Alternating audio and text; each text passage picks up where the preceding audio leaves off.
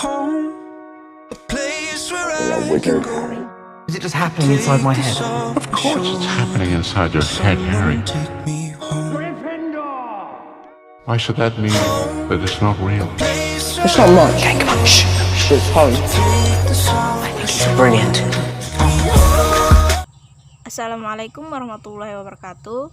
Hai teman-teman semuanya, kali ini saya ingin membahas tentang bagaimana cara kita menyapa dan melayani terhadap pengunjung perpustakaan.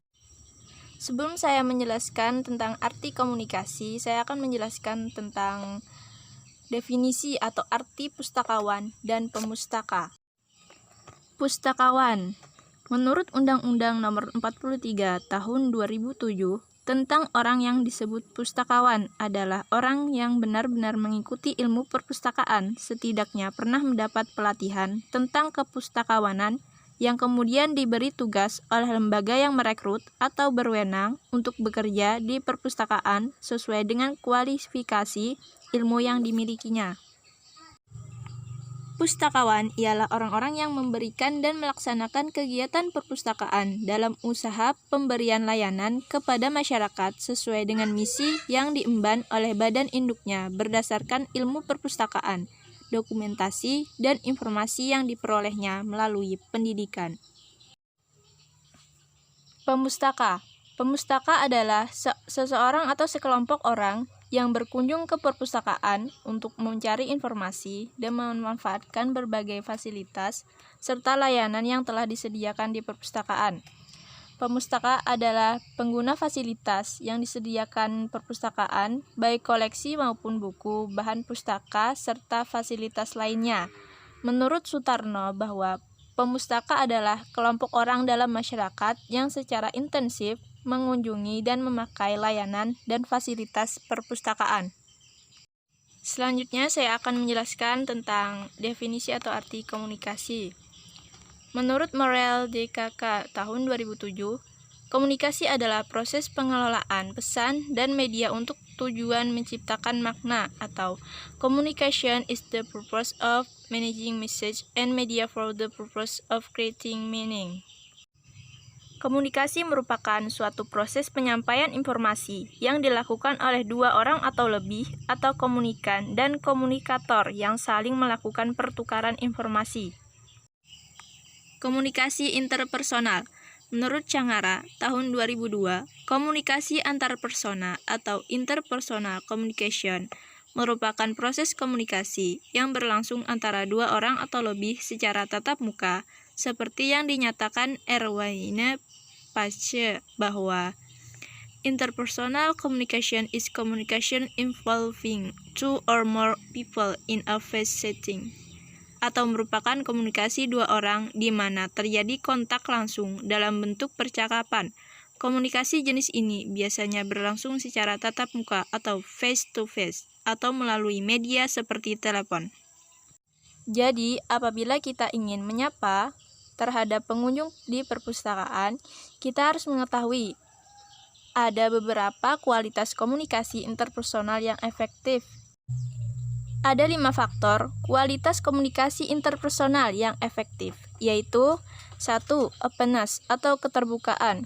Maksudnya komunikasi interpersonal akan efektif apabila terdapat keinginan untuk membuka diri terhadap lawan bicara kita, keinginan untuk berinteraksi dengan jujur pada pesan yang disampaikan oleh lawan bicara kita, keinginan untuk menghargai bahwa perasaan dan pemikiran yang disampaikan selama proses berlangsung adalah kepunyaan kita sendiri, owning of feels and thought. Dalam situasi seperti ini, di antara pelaku komunikasi akan tercipta keterbukaan, perasaan dan pemikiran, serta masing-masing pihak bertanggung jawab atas apa yang disampaikan. Kedua, empati. Maksudnya ikut merasakan apa yang orang lain rasakan tanpa kehilangan identitas diri sendiri. Melalui empati, kita bisa memahami baik secara emosi maupun secara intelektual apa yang pernah dialami oleh orang lain.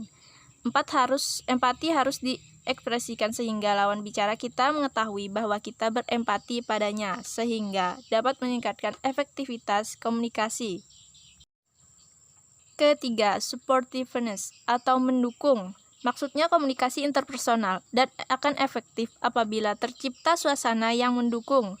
Nuansa dukungan akan tercipta apabila proses komunikasi bersifat deskriptif dan tidak evaluatif, serta lebih fleksibel dan tidak kaku. Jadi dalam proses penyampaian pesan digunakanlah kata-kata atau kalimat yang deskriptif dan tidak memberikan penilaian. Kemudian tunjukkan bahwa masing-masing pelaku komunikasi bersedia mendengarkan pendapat lawan bicara dan bahkan mengubah pendapat kalau memang diperlukan. Keempat, positiveness atau sikap positif. Maksudnya adalah dalam komunikasi interpersonal yang efektif, para pelaku komunikasi harus menunjukkan sikap yang positif dan menghargai keberadaan orang lain sebagai seseorang yang penting atau striking. Kelima, yaitu equality atau kesetaraan. Maksudnya adalah penerimaan dan persetujuan terhadap orang lain yang menjadi lawan bicara. Harus disadari bahwa semua orang bernilai dan memiliki sesuatu yang penting yang bisa diberikan pada orang lain. Kesetaraan dalam komunikasi interpersonal harus ditunjukkan dalam proses pergantian peran sebagai pembicara dan pendengar. Pelayanan di perpustakaan. Seorang pustakawan harus memiliki perilaku yang baik dalam memberikan layanan perpustakaan. Dalam layanan perpustakaan terjadi interaksi antara pustakawan dan pemustaka. Keberhasilan perpustakaan dalam menjalankan fungsinya ditentukan oleh kinerja layanan perpustakaan yang diberikan kepada pemustaka. Dalam memberikan pelayanan, pustakawan seharusnya menghormati dan menghargai pemustaka, karena pemustaka adalah pengguna perpustakaan. Jika pustakawan dapat menghormati dan menghargai pemustaka dengan wajar, maka pemustaka akan memberi respon yang baik dari apa yang kita lakukan padanya. Pelayanan yang terpenting dilakukan pustakawan adalah berinteraksi pada pemustaka. Berinteraksi seperti berkomunikasi pada pemustaka akan memberi kesan tersendiri yang melekat pada diri pemustaka. Karena dengan tutur kata yang baik dan sopan, penilaian pemustaka terhadap pustakawan akan terlihat baik. Salah satu komunikasi yang baik dilakukan adalah komunikasi interpersonal. Ini yang sudah saya jelaskan di bab pertama tadi. Dengan keterampilan komunikasi interpersonal yang baik dan efektif dapat memperlancar aktivitas yang dilakukan, terutama ketika seseorang melakukan aktivitas yang formal misalnya, dalam lingkungan kinerja yang kegiatannya merupakan komunikasi interpersonal yaitu berhadapan langsung dengan orang lain seperti pustakawan. Pelayanan adalah suatu kegiatan di pelayanan yang ada di perpustakaan yang berupa pemberian jasa informasi serta sarana dan prasarana yang ada di perpustakaan, sehingga pemustaka juga mendapatkan informasi yang tepat sesuai kebutuhan dan memanfaatkan fasilitas yang disediakan di perpustakaan. Dengan kata lain, perpustakaan harus berorientasi pada kebutuhan pemustaka.